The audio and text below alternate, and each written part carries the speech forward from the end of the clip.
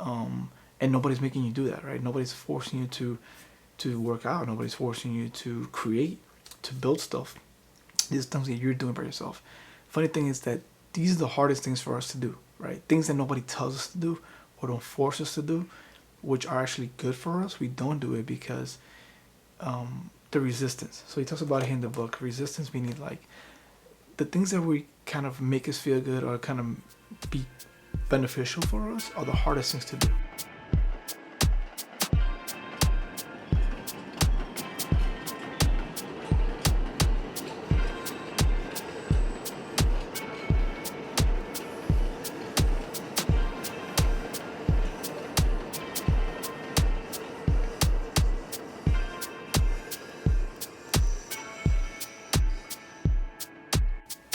Hey, what's going on? We are here with my daily videos, and I want to just share some thoughts here on what I've been reading lately. And as you know, you've been following me, I kind of always jump on and try to share my ideas and thoughts on whatever book I'm reading in the moment. And I've gone back to a book that I actually read in the past and I share my thoughts with, but now with being home and stuff like that, I just kind of look at my bookshelf and I kind of started picking at some of these books that I've had there, read, and I think at different times when you read them, you have different input or different intake. And not that anything is right or wrong about it, but I feel like wherever you at, eventually, at that moment in time, certain messages kind of I would say impact you in different ways. And here on the YouTube channel here, sometimes whenever we create anything, and this is going back to the book. I think I said it before, but the book by The War of Art by Steven Pressfield. If you haven't read it, it's actually a pretty interesting book. And if you're an artist, and I said it before, my other video, an artist mentality, you kind of forget that it's a process, and everybody's an artist eventually in life, somehow, some way, whether we believe it or not. And here in the book itself, there's a part where he says that we have kind of resistance everyday life, right? And I battle this every single day, right? You have choices you can make, and we kind of blame the choices on our everyday lives and how busy we are. I don't have any time, and whether you believe it or not, we can make our own time on certain things, right? And pick and choose, right? Whether you have, again, I'm not here to judge, but sometimes we have certain time gaps in the day or certain periods that we can kind of jump on and do things that we want to do for ourselves. And there's nothing more, I think, satisfactory, or that feeling of doing things that bring joy in you, right? That light that spark, that creativity spark. And I'm not talking about doing things that like to have fun, as far as like going to a party, whatever it is that you call fun, but I'm talking about things that you create. Whether some people love to build stuff, some people love to draw, some people love to sculpt, right? Knit, maybe put together a computer part, right? Make videos, content creation. I love to content create, podcasts, whatever it is that you love to do. These things I feel like are a need as a human being. I've read it in Colin's book as well. There's a book, I forgot his name, but there's a psychologist. I gotta look him up, but he says that creativity or creating things for yourself are part of the human psyche, right? The need, our needs as a human. Not only is it food, water, I would say food, shelter, and clothing, but the fact that you're able to build something for yourself, create not a mundane thing that you kind of know what you're gonna do every single day, and you show up, right? That's kind of being kind of like, if you think about it, just being like a sleepwalker, right? You just walk into life. Anything you input time, practice, dedication, passion, even if it's working out, these things are what make people, I think personally, once you start working out, you keep on doing it because you are the one, building your workout, creating, feeling that feeling, that mind-body connection, and you're kind of feeling the difference maybe in your body, the strength, endurance, whatever it may be, and it makes you feel good because it's something that you're doing yourself to your own body, right? And nobody's making you do that, right? Nobody's forcing you to work out. Nobody's forcing you to create, to build stuff. These are things that you're doing by yourself. Funny thing is that these are the hardest things for us to do, right? Things that nobody tells us to do or don't force us to do, which are actually good for us. We don't do it because the resistance. So he talks about it in the book. Resistance meaning like the things that we kind of make us feel good or kind of be beneficial for us are the hardest things to do, right? Very simple, but the hardest things to do. And we can put that in any parts in life, right? Whether it's working out, whether it's saving, whether it's preparing yourself for maybe a new career, or even starting a new career. Maybe doing things you used to do in the past that you forgot. You not forgot, but you stopped doing because you kind of let life take over. And many of us go through that. I've gone through that, right? One example for me is I loved growing up. I'm a big avid sports. I love sports. I don't watch it that much as I used to, but I love participating in it. I'm very grateful that I'm still able to move around, God willing, right? And do things that I feel like I still can do, right? And growing up, I was always playing all kinds of sports. Here in New York City, the sports that we could actually play, we kind of seeked.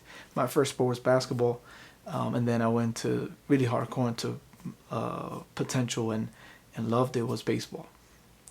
So pretty much growing up, baseball, basketball were my two things that I loved to do every single day. I did them every single day. Winter time it was basketball, outdoors, pickup games, and summertime and spring and fall was baseball, right? And in these times, right, not only obviously is it good for your health, but mentally, you're building a little, not small, but you build a habit every single day of doing something for yourself that you love to do, and nobody's making you do it, right? Like nobody's telling you, hey, you have to go do this, but you do it for yourself. It kind of brings joy in your soul, as they call it. And I think I can relate this to many things that we forget that we used to do when we were younger. And as an adult, we kind of just, I don't know what it is, but we kind of just feel like we're too old for this, or we don't belong to. That's for young minded, or we don't belong there. And I think these constraints and restrictions we put on ourselves are the beliefs that obviously we have about this, right?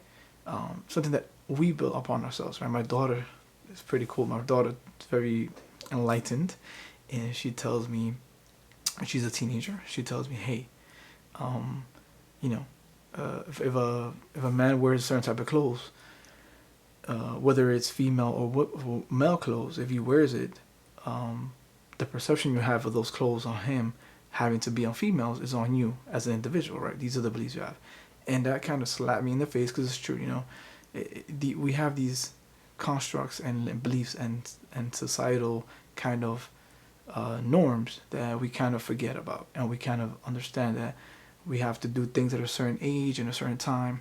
And I can go on with this topic on different things as well, but I'm just going based upon building your own habits and hobbies for yourself. That even though he says it in the book as well, a lot of artists that are very talented never do it because they're making money out of it, right? Yes, it follows, but they don't do it because of that. They do it because it's what they feel they must do. And a lot of times we have things that we do and they pay us for us, professionalism. We have certain hobbies, certain jobs or careers, but we don't do it because we love it. We do it because it pays. And the difference between an artist and a professional is an artist is already a professional, but an artist does it because it's who he is. A professional does it for obviously the benefits, the income, whatever it may be.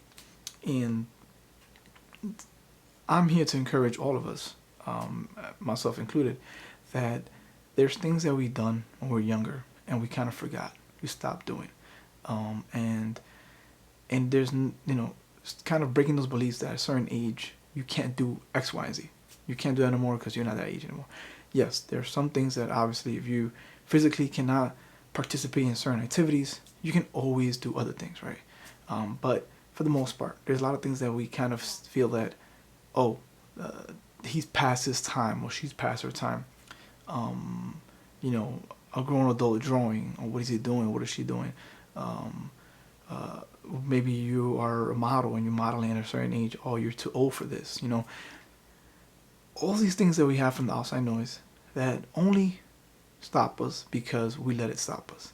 And I think this year, 2020, has shown me that a lot of individuals that were doing things they hated and did it just for the benefits and the compensation, they have no choice now. They've been sat down. They've been put on the sideline. So now they've been able to rethink and kind of tap into different ideas or different even just opportunities that they never would have came across unless this whole pandemic happened. And they're kind of revisiting their dreams, their I would say their capabilities that they forgot about. Which I believe we all have different capabilities and greatness inside of us, but it's up to us to kind of ask ourselves those questions. You know, you can't ask somebody else for that.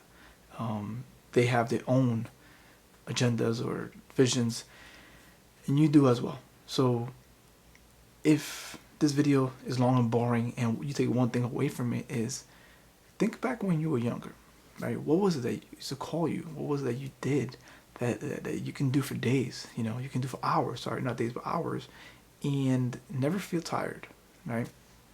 So for me, you know, upon finding this content creation here on YouTube and making videos and things like that, for me is just physically activity, you know, physical activity, sports, and you know, after all the injuries, I still love it.